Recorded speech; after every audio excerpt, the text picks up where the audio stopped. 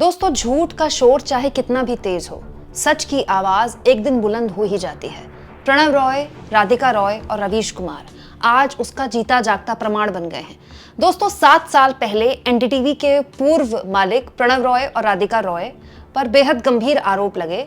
आरोप ICICI bank के साथ लोन के मामले में घपले के और करप्शन के इस मामले में उन पर सीबीआई के कई चार्जेस भी लगे। सीबीआई के केस लगने के बावजूद भी प्रणव रॉय और राधिका रॉय ने आजाद पत्रकारिता जारी रखी। इनफैक्ट जब तक एनडीटीवी को गौतम अडानी ने नहीं खरीदा था, तब तक, जब तक रवीश कुमार एनडीटीवी का हिस्सा थे, तब तक एनडीटीवी एक लौता ऐसा चैनल था जिसने बिना टीआरपी की परवाह किए, मतलब बुलंद आवाज में मोदी सरकार के परखच्चे उड़ाए। केवल एक एनडीटीवी ऐसा चैनल था जिसमें किसी भी बीजेपी के प्रवक्ता ने आने से मना कर दिया था, क्योंकि वहां रवीश कुमार था। रवीश कुमार की बुलंद आवाज, एनडीटीवी की बेजोड़ पत्रकारिता गोदी मीडिया की लाज बचाए हुई थी। कहने को कम से कम एक चैनल तो था कि जो मोदी सरकार से सवाल पूछ रहा था, लेकिन जिस तरह से उनके पूर्व मालिक प्रणव रॉय और राधिका रॉय पे केसेस ठोके गए, सीबीआई की जांचें बिठाई गई, एनडीटीवी की हालत खराब हो गई। वित्तीय हालत, आर्थिक हालत। दोस्तों, एक चैनल को चलाने के लिए करोड़ों रुपए का खर्च लगता है। एनडीटीवी के लिए वो संकट तो हमेशा से ही था, क्योंकि टीआरपी नहीं आ रही थी चैनल की।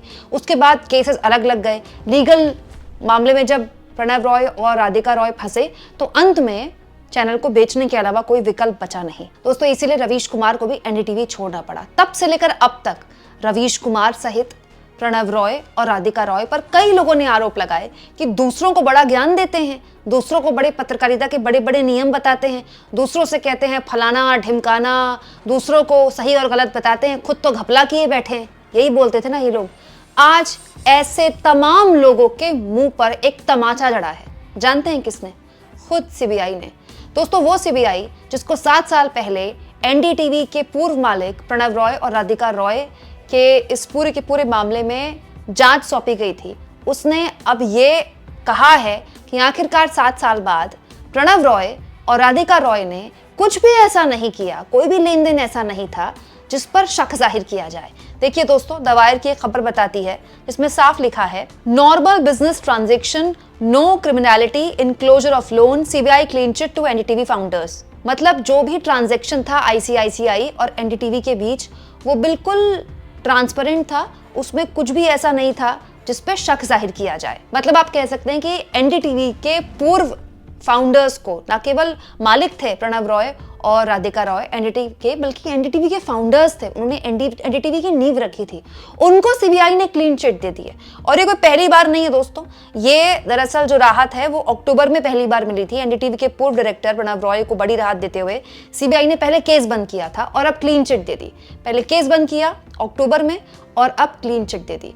यानी कि आखिरकार 7 साल बाद ये तय हो गया कि रवीश कुमार जिस चैनल का हिस्सा थे, जिस वक्त वो चैनल का हिस्सा थे, उस वक्त उनके चैनल पर, एनडीटीवी पर तमाम गलत तरह के आरोप लगाए गए, केसेस थोपे गए।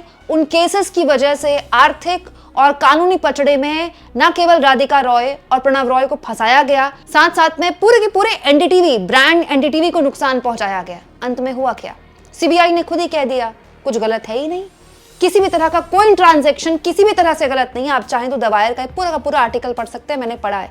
मतलब जहां जहां गड़बड़ झाला पाया गया था, जहां जहां शिकायतें की गई थी, जहां जहां सवाल उठाए गए थे, सब जगह सीबीआई ने बताया ये भी नॉर्मल है, ये भी नॉर्मल है, ये भी नॉर्मल है। कुछ भी ना तो आरबीआई की गाइडलाइंस के खिलाफ आईसीआईसीआई बैंक ने किया एनडीटीवी के लिए, और इसके अलावा एनडीटीवी ने भी कुछ ऐसा नहीं किया जो कि नियमों के या कानून के खिलाफ जाता है। लेकिन मुझे एक बात बताइए दोस्तों, इन 7 सालों में राधिका रॉय और प्रणव रॉय ने क्या झेला, और उससे ऊपर रवीश कुमार ने क्या नहीं झेला। रवीश कुमार को 100 तरह की बातें बोली गई। रवीश कुमार ने जिस तरह से एनडीटीवी छोड़ा था, याद है ना आपको वो वक्त? रवीश कुमार के यूट्यूब चैनल में अभी भी ये वीडियो है जब रवीश कुमार का गला भराया था, और उनकी वीडियो देखकर हमारे जैसे जितने पत्रकार थे जिन्होंने टेलीविजन में अपना सब कुछ दिया, टेलीविजन से सीखा, टेलीविजन में इतना कुछ पाया और अंत में टेलीविजन उनको छोड़ना पड़ा, उन सबको अपना अपना वक्त याद आ गया कि जो जहां से आप इतना कुछ सीखते हैं, आपको वो संस्थान जब छोड़ना पड़ता है। और रवीश कुमार के लिए तो एनडीटीवी मतलब एक घर जैसा था। खुद रवीश कुमार ने बताया था कि उनके करियर का इकलौता चैनल एनडीटीवी रहा। वहीं से उन्होंने एक तरह से मतलब जमीन से उठकर आसमान तक का, फलक तक का सफर तय किया, और वहां से उनको जिस तरह से विदाई हुई वो ना केवल परेशान करने वाला था बल्कि एक पत्रकार के तौर पर रुलाने वाला था। लेकिन आज देखिए क्या निकला। रवीश कुमार को जिन लोगों ने ट्रोल किया था दोस्तों, आज रवीश कुमार उन लोगों को इस मामले में जवाब देते हुए कह रहे हैं। इसके बाद भी प्रधानमंत्री दावा करते हैं कि वे संविधान की रक्षा करते हैं। क्या ये एक मीडिया संस्थान को खत्म करने का लंबा गेम नहीं था? बिल्कुल लंबा गेम था दोस्तों। पहले एनडीटीवी के पूर्व मालिक प्रणव रॉय और राधिका रॉय को जाहिर तौर पर उन तमाम बाकी गोदी मीडिया के फाउंडर्स, उन तमाम गोदी मीडिया के मालिकों की तरह प्रलोभन दिए गए होंगे जिसमें वो नहीं आए होंगे। उन्होंने पत्रकारिता के साथ समझौता नहीं किया।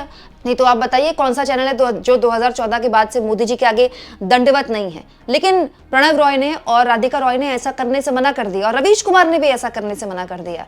रवीश कुमार के शो को लेकर कितने सारे सवाल उठने शुरू हुए, तब भी रवीश कुमार ने अपने शो को लेकर कभी कोई किसी भी तरह की कोई आप कह सकते हैं सेंसर नहीं लगाया। जो जैसा वो रवीश कुमार एनडीटीवी में शो करते थे वो करते रहे, तब भी जब भी मोदी सत्ता में आ गए। लेकिन पहले आर्थिक तौर पर उस चैनल की कमर तोड़ी गई, उसके बाद उसमें कानूनी केसेस लादे गए, इतना परेशान किया गया फाउंडर्स को, इतना परेशान किया गया कि मालिकों को अंत में चैनल बेचना पड़ गया। दोस्तों रवीश कुमार इसीलिए शायद सही बात कहते हैं कि जब गोदी सेठ पत्रकार नहीं खरीद पाए तो पूरा का पूरा चैनल उन्होंने खरीद लिया और उसके बाद रवीश कुमार को चैनल से इस्तीफा देना पड़ा। रवीश कुमार ने वो चैनल छोड़ा और अपना यूट्यूब चैनल बनाया और यूट्यूब चैनल में भी झंडे गाड़ रहे हैं। रवीश कुमार आज न्यूज़ के क्षेत्र में देश के नंबर 1 यूट्यूबर हैं, व्यूअरशिप के मामले में भी और क्रेडिबिलिटी के मामले में भी। लेकिन ये इस बात का प्रमाण है दोस्तों कि सोची समझी रणनीति के तहत कैसे एनडीटीवी को तबाह किया गया, बर्बाद किया गया, उसकी पूरी पत्रकारिता की साख में बट्टा लगाया गया। और न केवल रवीश कुमार बल्कि दूसरे बड़े पत्रकार भी आज ये मामला सामने आने के बाद 7 साल बाद इस मामले के खत्म होने पर खुलकर बोल रहे हैं। वरिष्ठ पत्रकार और यूट्यूबर मुकेश कुमार ने कहा, 7 साल बाद सीबीआई ने एनडीटीवी के संस्थापकों प्रणव रॉय और राधिका रॉय क्लीन चिट दे दी है। उनका कहना है कि कहीं कोई धोखाधड़ी या अपराध नहीं हुआ। साफ है मोदी सरकार उन्हें इतना परेशान करना चाहती थी कि वो थक हार कर एनडीटीवी उनके मित्र अडानी को बेच दे। हो सकता है उन्हें जेल भेजने की धमकियां भी दी गई हों। आखिरकार हुआ भी यही, अडानी ने एनडीटीवी खरीद लिया। अब गोदी मीडिया के कुख्यात पत्रकार उसे अडानी के प्रचार प्रसार के लिए चला रहे हैं। अडानी की आपराधिक गतिविधियों पर पर्दा डालने इस चैनल समूह का मुख्य काम हो गया है। इसके लिए बहुत सारे पत्रकारों को यहां वहां से मोटी तनख्वाह में खरीद कर लाया गया है। दोस्तों आज एनडीटीवी दूसरे किसी भी चैनल के जैसा ही दिखता है। आप दूसरा चैनल उठा लीजिए, एनडीटीवी उठा लीजिए, बल्कि मैं तो कहूँगी इतने बड़े बड़े इतने मोटी सैलरी में जिन पत्रकारों को लेकर आए हैं वो नफरत थोड़ी कम परोस रहे हैं। अभी वो करंट नहीं दिखाई दे रहा है टेलीविजन में एनडीटीवी के, जो रिपब्लिक में अर्नब गोस्वामी के चैनल में दिखाई देता है। तो अभी थोड़ी और मेहनत करनी पड़ेगी। लेकिन सोचिए आज से वो दौर जब रवीश कुमार एनडीटीवी का हिस्सा हुआ करते थे, कितना बड़ा कितना विश्वसनीय ब्रांड होता था एनडीटीवी। लेकिन आज एनडीटीवी को न केवल खत्म किया गया बल्कि पूरी की पूरी गोदी मीडिया को कैसे खत्म किया गया, एनडीटीवी उसका प्रमाण बन गया। लेकिन अंत में हुआ क्या दोस्तों?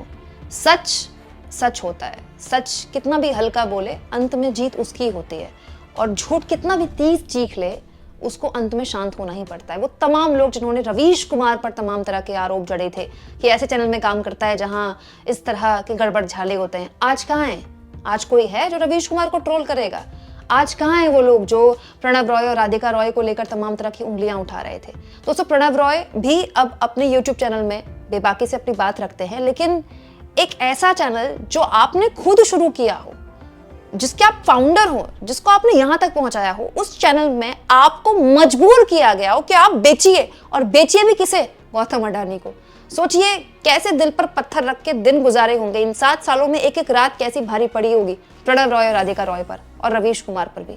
आपको क्या लगता है? कमेंट बॉक्स में जरूर लिखें और जितना हो सके चैनल को शेयर भी करें दोस्तों, सब्सक्राइब भी करें और थैंक्स फॉर ज्वाइन, ये 2 ऑप्शन है जिसके जरिए आर्थिक तौर पर भी आप चैनल के हाथ मजबूत कर सकते हैं।